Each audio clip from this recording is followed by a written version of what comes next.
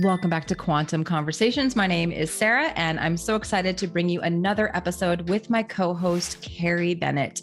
We are really enjoying giving you this show and talking about these topics that seem really complex so that we can help them be a little bit more understandable to the everyday person. I just wanted to remind you to head down into the show notes to make sure you get my free resources and Carrie's free resources.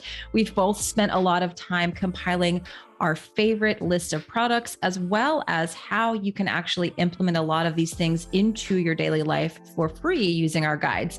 We also both have amazing courses that you have access to in the show notes as well. And we co-host a course together called Quantum Fertility. We've actually had some quantum fertility babies just born this summer, and we have several quantum fertility pregnancies going on right now where women were told that they were not going to get pregnant, and we have been able to show them the way using these circadian principles and quantum biology, and we're so grateful for this. So make sure you head down to the show notes, check out those resources, check out those courses. And if you are enjoying the show, if you're watching on YouTube, make sure to subscribe to our channel, hit the like button, leave us a comment. And if you're listening on the podcast app, please head on over to Apple or Spotify, leave us up to a 5-star review. Since we are such a brand new show, we want to make sure that we're getting this message out to as many people as possible. Again, we want to make these concepts of quantum biology and circadian biology understandable and applicable to the everyday person. We want you to pull up a chair, come hang out, and enjoy this conversation with me and Carrie, and have a fantastic day.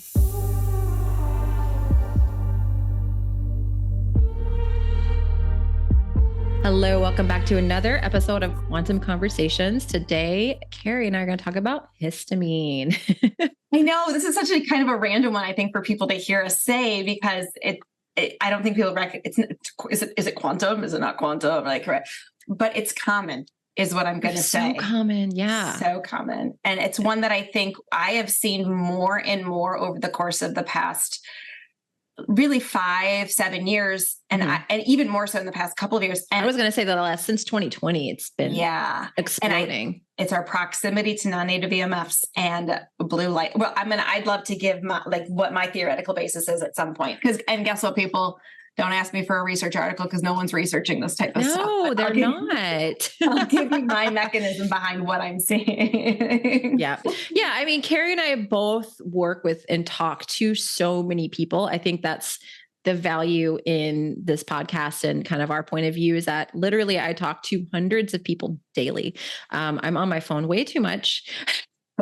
In my DMs, and I have a private community, and Carrie has a private community as well. And so I'm constantly interacting with my community as well as my community on Instagram and YouTube. And the histamine issue is huge right now. Right. And I know you're seeing the same thing, Carrie, right? Yeah. And you know what? I'm not saying that histamine isn't a thing, but like what I see typically now is a very similar, I'll call it a phenotype, like a profile, right? Mm-hmm. Someone who very much has histamine, histamine-based symptoms that really look like they're histamine-driven, and they very well can be.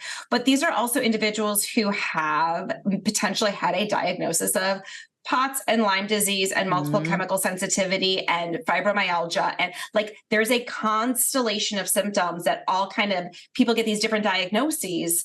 And it's seemingly what's the underlying thread? Why? What's going on? And I've started to unravel. And I think where I really started to get excited was about 10 months ago. I revisited the work of Dr. Batmanghelich, who I learned about from Dr. Pollack. So for those of you who recognize the name Dr. Pollack, he's the one who talks about EZ water and the fourth phase of water. But in some of his lectures from maybe a decade ago, he referred to an Iranian physician named Dr. Batmanghelich, who talked about water and how he actually cured thousands and thousands of disease conditions by simply increasing the water and the minerals and water consumption of people. And it wasn't anything fancy, like let's do an HTMA test. And it was you need salt in this capacity. You need way more water, and the amazing things that he had changed. And I started to look at, well, what was he really quote unquote good at optimizing with more hydration? Well, it was asthma and allergies and digestive complaints, digestive pain, which that's a big histamine one, right? Yeah, the digestive issues, the gut issues, brain foggy, the migraines. So I was just like, wait a second, what is the mechanism of action? He discovered that when the body is chronically but unintentionally dehydrated, people think they're drinking enough water. So he called it chronic unintentional dehydration, that one of the pathways that the body upregulates is histamine. Histamine is what he called a drought management system in the body. And so once I found that, instead of automatically just let's attack the histamine and let's worry about your triggers and, let's go on a low histamine diet, those sorts of things, it was, are these clients even truly hydrated? Mm-hmm. And once I started working on that, and I can go into the different pathways that actually the histamine drives autoimmunity and tissue destruction, and it's fascinating. But I've been getting such interesting, amazing feedback from clients in terms of like, wow, I thought I was drinking enough water, but clearly I wasn't. I thought my minerals were balanced, but clearly doing this additional strategy really mattered, because that in and of itself is really starting to reduce some symptoms drastically, as opposed to like, listen, this is my common thread. This is Carrie 2.0. It's like, yes, I used to kind of work on symptoms based on like supporting symptoms based on more of a quantum health perspective and a mitochondrial support perspective. I track symptoms as a means of helping clients assess progress. I tend your terrain. I treat your terrain. I support your terrain. And part of the terrain is the physical environment of the body and the environment that surrounds the body, meaning that if your physical body is dehydrated, I'm going to guarantee you're going to be more predisposed to allergens and histamine and inflammation. Yep. 110%. And that's, like you said, I think a lot of people have this low-lying dehydration. They don't even realize it, because what's one of the biggest things that's dehydrating to us that we're around all the time? This friend. Non-native EMFs. And what are we wearing in our ears and on our wrist? And, right? Just laptop. Our cars are full of Bluetooth now and Wi-Fi. And, I mean, workstations, everything in our workstations is wireless these days. So, I mean, it really is understandable how Dr. Batmanghelich found this out in the mid-70s, that his clients were dehydrated. Can you imagine what it's like now that we know that non-native EMFs massively diminish not only that beautiful exclusion zone water inside of us, but also impair the mitochondria's ability to make the water, right? That intracellular water. Exactly. Yeah. So let's break that down a little bit for people, because they're like, how does the non-native EMF dehydrate you? So there's research out of Dr. Pollack's lab, and I know you and I have both talked to him, that basically shows that when that water is exposed to Wi-Fi, that we lose 15 to 20% of that hydration. And so that's one mechanism. And then you also mentioned mitochondria. So it impairs, we make water at step 4, correct? And it impairs that ability of the mitochondria to actually make that deuterium depleted water that our bodies need to charge our body's energy battery. So did I get that right? Yeah. That's a really great review of that. That's absolutely right. And part of what happens with those mitochondria, it's twofold, because unopposed blue light, which is from all of our screens and bulbs, it actually, it really impairs, it inhibits would be the good word, that step 4 that makes water. And so how do we reactivate the water process there? Well, we need red and infrared photons, specifically red and near infrared, which is sunlight, right? Which is what we would get in nature, which is what we would have had access to with even incandescent bulbs. And that's not there anymore. And so it's understandable then, if we are always around this unopposed artificial blue light, that water production is impaired. And then you combine that with the fact that mitochondria, when exposed, a cell, let's put it this way, when exposed to non-native EMFs, really starts to decrease its charge, its net negative charge, because lots of calcium can flood into the cell. And so mitochondria kind of go into a danger mode, if you will, by saying like, ruh-roh, this is no good for our health.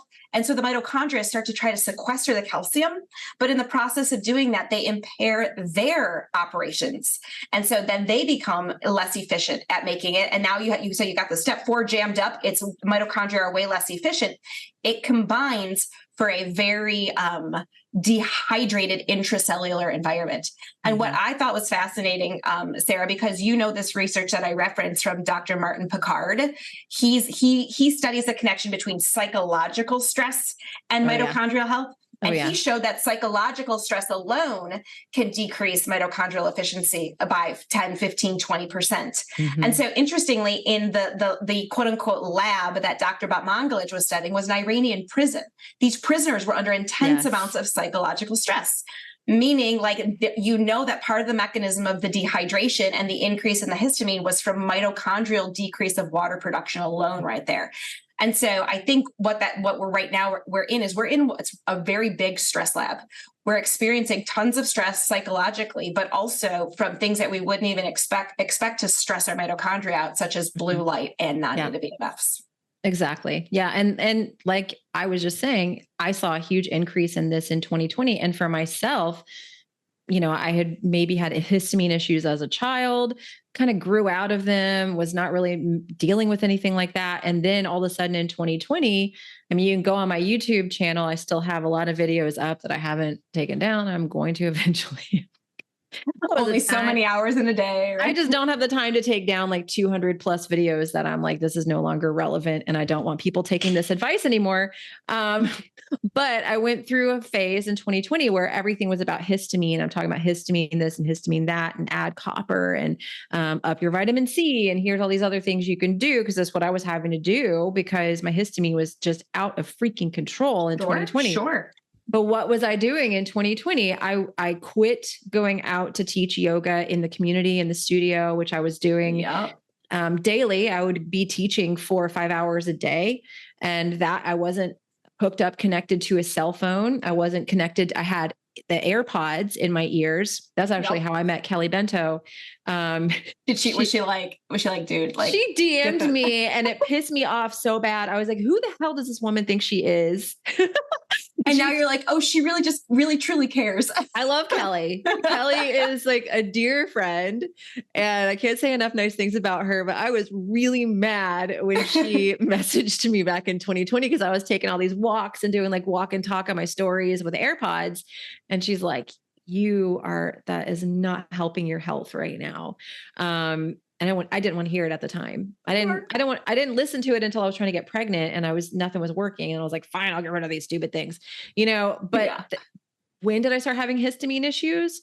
When I was hooked up to my cell phone, I had the AirPods in. Literally, I would have those things in all day. Like I had 2 pairs. One would die, I put in a new pair.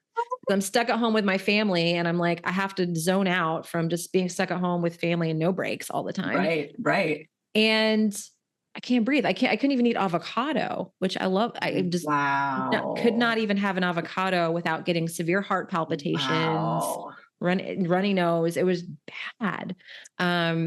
And so, I thought that the cure was taking thymus and taking kidney, which helped tremendously. It can help. Absolutely. It helped. But I really did not have a full alleviation of histamine issues until I found Quantum, the Quantum lifestyle and circadian biology. I was still struggling with it, even with all the supplements. I would get like relief, but it would still kind of come back and flare up if I'd have the wrong foods. I still had to stick carnivore. But finding the circadian life and finding Quantum, all of a sudden I could eat things that normally would irritate me. I was outside grounding. I was drinking lots of Quinton minerals. I was, because I read that those could prevent miscarriage. And I was like, well, let me just start on these, and I was doing all the things, circadian rhythms, grounding outside, Quinton minerals, and got rid of the dang AirPods and put my phone on airplane mode. And all of a sudden I'm like, wait a second, I can eat all these different foods and I'm not having a histamine reaction anymore. Didn't really tie it together. I just thought, well, I'm just, didn't really tie it together until way after the fact, Yeah, absolutely. Absolutely. And and I think it's just becoming more and more obvious to me in clinical practice just seeing, I maybe, like you said, maybe 5 or 10 years ago, I would have had a handful of histamine related people a year. Right. And now it's pretty much everyone. And, I'd love to talk for those of you, for people who don't know what histamine is, let's talk about what histamine is, right? Histamine can act as both a hormone and a neurotransmitter, and it can actually help regulate neurotransmitter release in the brain. Hence why there are some major brain-based symptoms that someone gets with histamine. Histamine also then is what I would call a drought management system that starts to increase when the body senses that there is dehydration. And so one of the things that the body never wants to do is change blood volume too much. It really, like, the bloodstream is what I would call like reservation land, right? The body only wants so much glucose in it. The body only wants so much insulin in it, right? The body really has a lot of different ways to maintain exactly what it wants in the bloodstream, which is why oftentimes, I've actually have a colleague who has seen in clinical practice stage 4 pancreatic cancer with perfect blood work, right? So in the blood is where things will oftentimes show up last, because the body really wants to regulate what's in it. Mm-hmm. And so again, blood volume, or the fluid in the blood, is a very, very important thing to maintain. And so actually where Dr. Batmanghelich found that histamine really first works is on tightening the capillary beds to preserve the fluid in the bloodstream. But what that then does is it causes a downstream effect of dehydration in the extracellular matrix, which is where you're going to supposed to have nutrient and waste exchange. So picture waste can really build up there, right? If you don't have adequate hydration. And then he found an extreme dehydration intracellularly of up to 66% hydration loss inside of the cell, that I think has to do with both the fact that the water is no longer really effectively leaving the blood, bathing the extracellular space, and then going into the cell. And also the mitochondria are not replenishing the water. And so that's why I think intracellularly you get a really, really big hit in terms of hydration. And so it's really an interesting thing to see that you could maintain adequate blood, but then the blood volume stops. And in order to reverse this histamine alarm system that's going on in the body, you have to do twofold, I'm finding. You do have to reestablish that blood volume. So people have to drink enough water, but they have to drink minerals. They have to really drink. That's why I think Quinton worked so well for you. We can talk about that like the isotonic or hypertonic, the Quinton minerals, because that isotonic mimics exactly the blood plasma, right? The minerals and the fluid in the blood.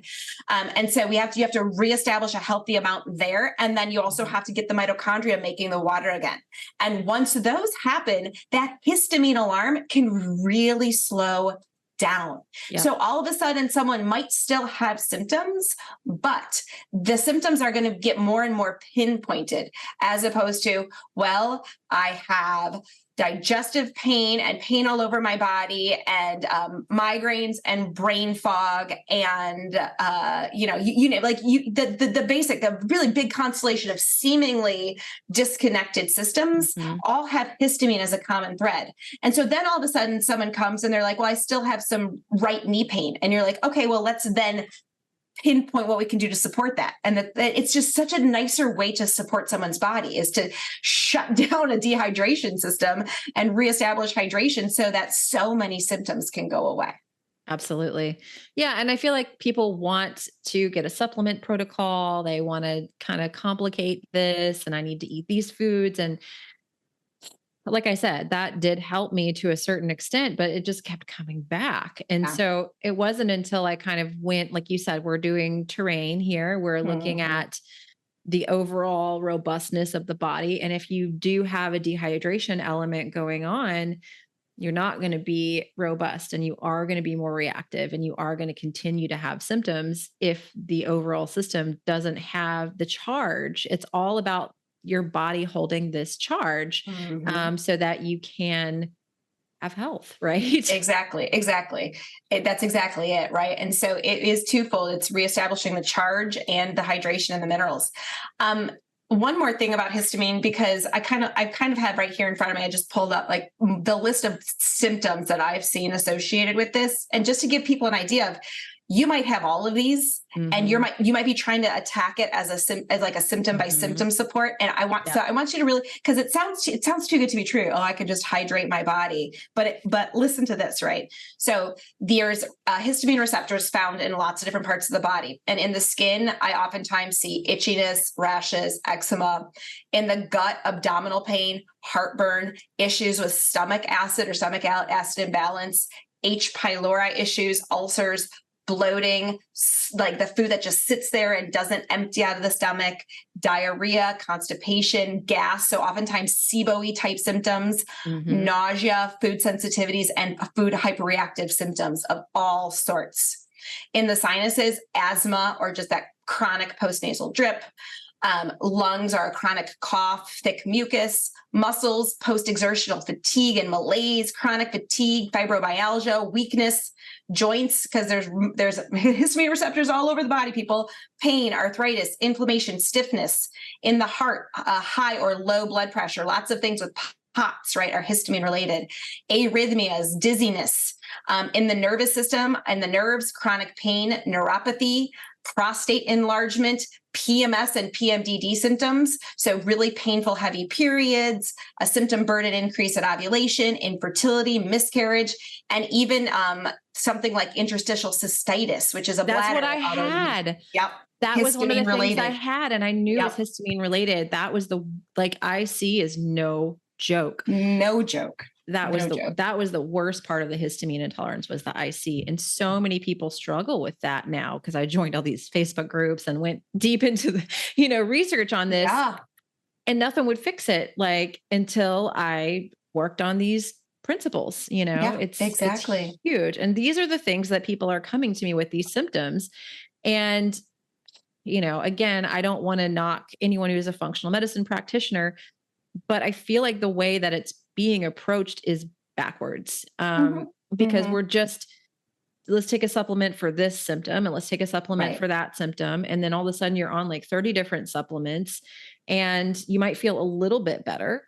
But again, we're not supporting the terrain. We're not supporting the overall organism and the body's ability to hold a charge. And so you're exactly right. And I think most functional practitioners, when they learn about circadian rhythm and like learn this aspect of hydration, it makes sense to them. But a lot of people just aren't taught these things. No. So they really think that they're supporting their clients and patients from a very, very foundational perspective. But for me, it got way more foundational than me helping someone with their gut health, right?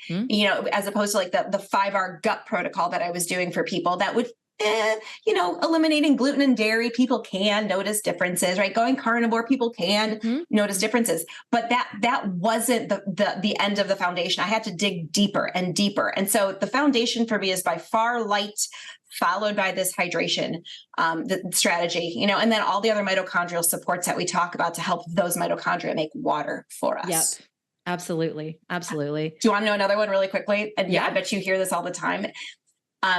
Histamine has circadian releases to it, right? So you're supposed to get like a little bit of a circadian release in the morning, let's say 5-6 o'clock in the morning, as cortisol starts to elevate in order to kind of drive wakefulness.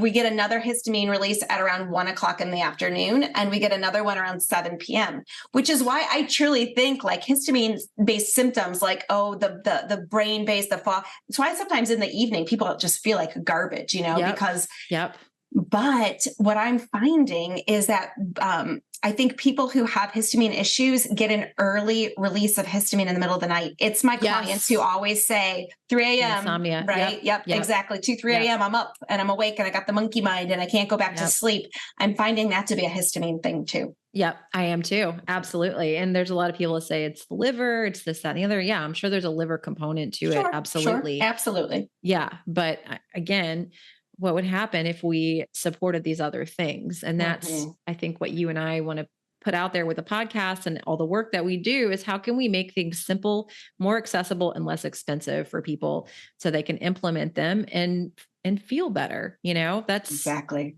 Yeah. After spending like 6 figures on functional medicine myself and not getting the result that I wanted, I'm just kind of passionate about helping people to not have to go down that route as much as I possibly can, you know? Yep. I agree. I agree completely. And just being in clinical practice and having seen people spend So many. thousands Same. and thousands and thousands and They thousands come of to me dollars. with like the book of labs and I'm The like, book of labs. Yeah. they want me to look at them. I'm like, I can look at them, but it's not going to really change what we do, you know? Yeah. I agree completely on that one. Yeah. Yeah. Yeah. I know.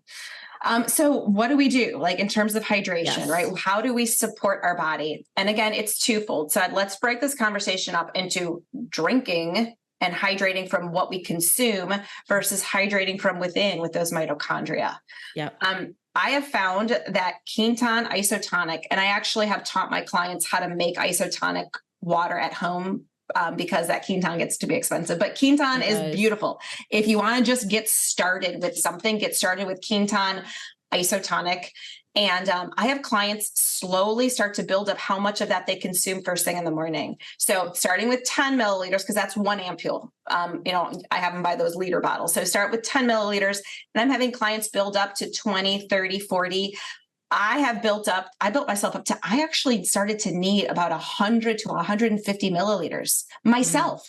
And I don't have any symptoms, but I was recognizing that I was actually experiencing chronic unintentional dehydration. And for me, it actually manifested more as, like I got better vaginal fluid viscosity, around ovulation. That's a huge one for women that are in my group that are, following me or a part of the group because they want to conceive. And they're like, I haven't had that, the mucus that you need, that the fertile mucus, sorry for the men who listen to the show, but it's just biology. It's part of the thing. Deal with it. Yeah.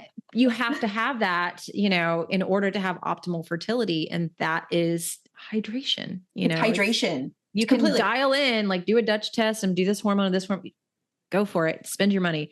But I'd rather you, like Carrie's saying, kind of dial it in this way first, right? Get the fundamentals down. Yeah. Absolutely. So that was very obvious for me as I started to experiment with this.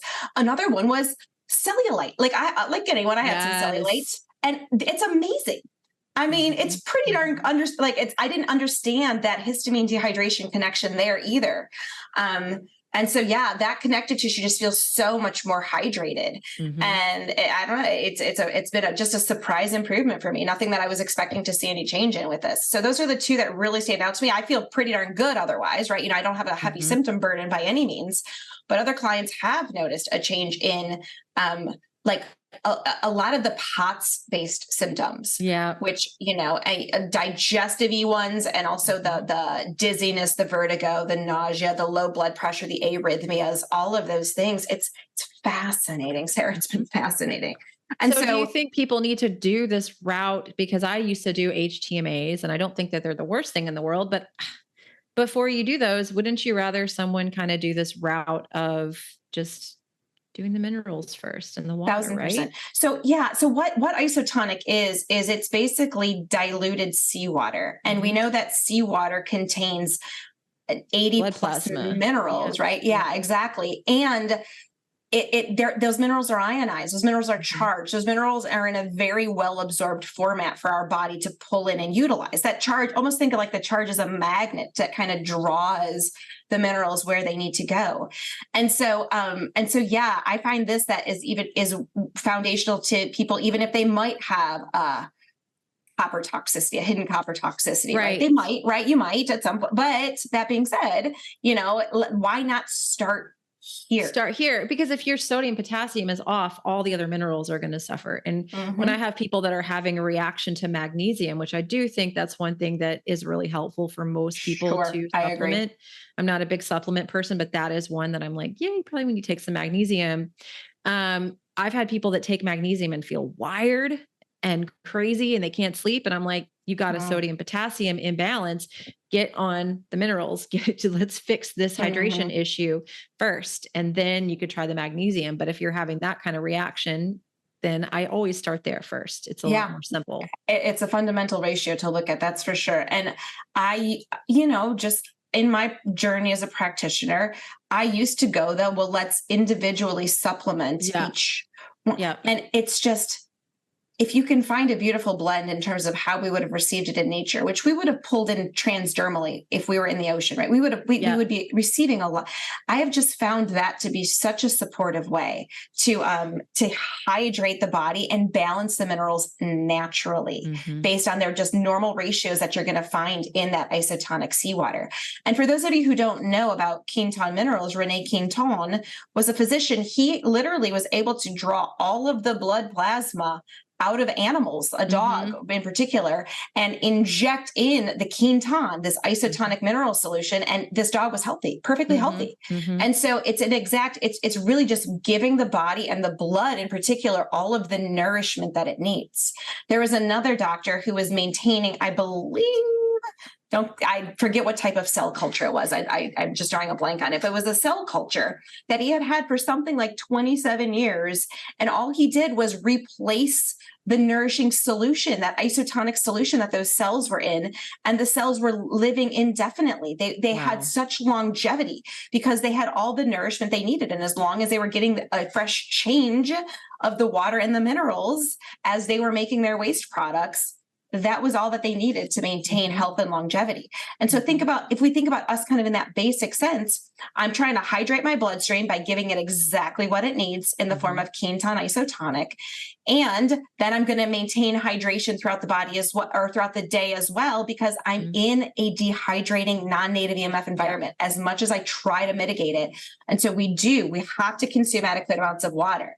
And I'm finding a sweet spot with my clients. This is purified, remineralized water, right? And so we're taking drops of Quinton or a trace mineral, or I do Soleil drops and making it and putting it into like a liter of water. I'm finding 2 to 3 liters of water a day. And, sometimes more, sometimes less, right? Depending on the someone's size and activity levels. But when the body receives water with minerals, it utilizes it way better than something like distilled or RO water, which the extra water, we don't want to dilute minerals in the body. So all that extra water has to get flushed out by the kidneys. And we can only process so much in our bodies per hour of that. And so this has been a fascinating way to help to remineralize the body. And it's, like I said, it's been profound. I never thought that hydration would make such an impact on my clients. It does. Yeah. And I think the other side of it is what we already talked about, grounding, exposure to red, near infrared. So cold, right? Sauna, all the things that we talk about here on circadian rhythm. Yeah. Circadian rhythm, all those things tie in. So you can drink all the water and do all the right things. If you don't have those other pieces in place, it's going to be a lot harder, I think, for your body to kind of like do what it needs to do. And watch your blue light exposure. That's a big one that, Dr. Sarah, who helps me manage my community now, her and I are always harping on people, like, how much blue light are you actually exposing yourself to? Like, is your phone screen red? Is your computer have iris? Like, are you watching TV? Are you in a building with fluorescence overhead? Like, how much blue light is actually in your environment? Because as you mentioned earlier, that prevents mitochondria from making that water at step 4, that unopposed, unfiltered blue light. And so I think that's a sneaky one for a lot of people, that they are just chronically exposed to that. And they're like, why can't I get my blood sugar under control? Blood sugar is huge. Why can't I lose this weight? Why won't my hormones get in line? What is going on? I'm trying to do all the things. And I'm like, let's be honest about how much you're really exposing your body to this. And so, absolutely. And the non-native EMF too. So all of it goes together. But I think that it's empowering for people to know that they can fix these things and work on these things instead of having to go this super complicated route with all the testing. And if you want to do that, I don't want to stand in anybody's way. No. Some people like that data analysis. Like the data. Yeah, exactly. I just haven't found it very useful to track, really. So yeah, I haven't either. It's like, again, I can look at all your labs, but I'm still going to tell you pretty much from what you're telling me to do a lot of the same things, Yeah, exactly. And the most useful time to run a lab, like we said, is after you have what I would consider the foundations, right? 60 to 90 days after. That's what I say. Exactly. Don't even bother until you've been doing this for 60 to 90 days. Then we can take a look. And if you want to get nerdy and kind of tweak a few things, cool. But until you get these foundational things down, you can expect your labs, your functional labs are going to be whacked out. Your typical labs might look fine. But if you wanted to do the functional testing, they're going to probably be whacked out until you get these things in line for 60 to 90 days. Exactly. And even then there are certain functional labs that I mean, like I used to do stool analyses and I'm just like, that changes on a whim. Exactly. Like exactly. Yeah. Why did I have someone collect their poop over 3 days when they could have eaten, Taco Bell and all? It's going to be different today. Their gut's going to look different today than it did yesterday. So it's going to look different in January than it does in June. Exactly. It changes seasonally. It changes over a 24-hour period. When did you Circadian, poop? Right? Like when did you collect that poop? There's so many factors. Exactly. And it's like I said, it's fun to sometimes test. And if you got money to burn, go for it. But I'd rather people not go that route, having done it myself for me and my kids.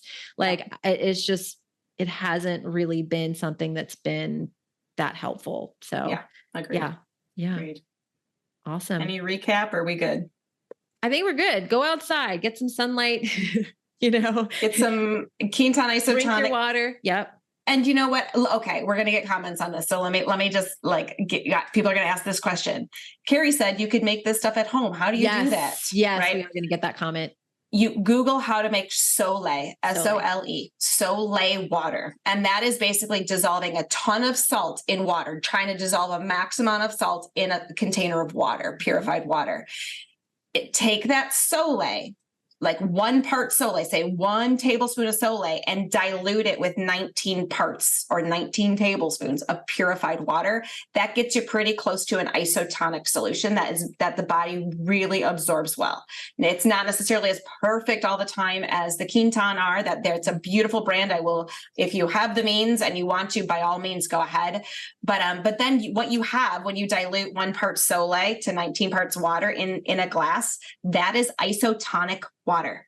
And that is what you can then use as that morning rehydration strategy. Start like sipping more and more each morning. You might notice a bowel intolerance at some point, kind of like when you've had too much magnesium or too much vitamin C. And so then just back off a little bit, but still. And then I've often found my clients who do have a lot of the histamine-based symptoms need to do it a couple of times throughout the day on an empty stomach, like, between meals in that afternoon slump when histamine symptoms can really start to reappear. Can be very, very helpful to have it. So that's why it's nice to have a big old container of it made, from something like a diluted Sole water. Yeah. Yeah. I mean, when I was in my first trimester of pregnancy, I had the worst headaches and I would go and just chug the isotonic out of the fridge. Gone. 20 minutes, gone. So that was an amazing solution because I did not want to take Tylenol or any kind of, over-the-counter drugs or drugs at all while I was pregnant. And that isotonic was a lifesaver for me during pregnancy. Absolutely. Yeah, I'm excited. If you decide to try this out, give us your feedback in your comments, because it's always been interesting to have my clients follow up with like what they've noticed in paying attention to the isotonic and the hydration. Absolutely. Well, I guess that's it for this week. And we will see everyone again next week.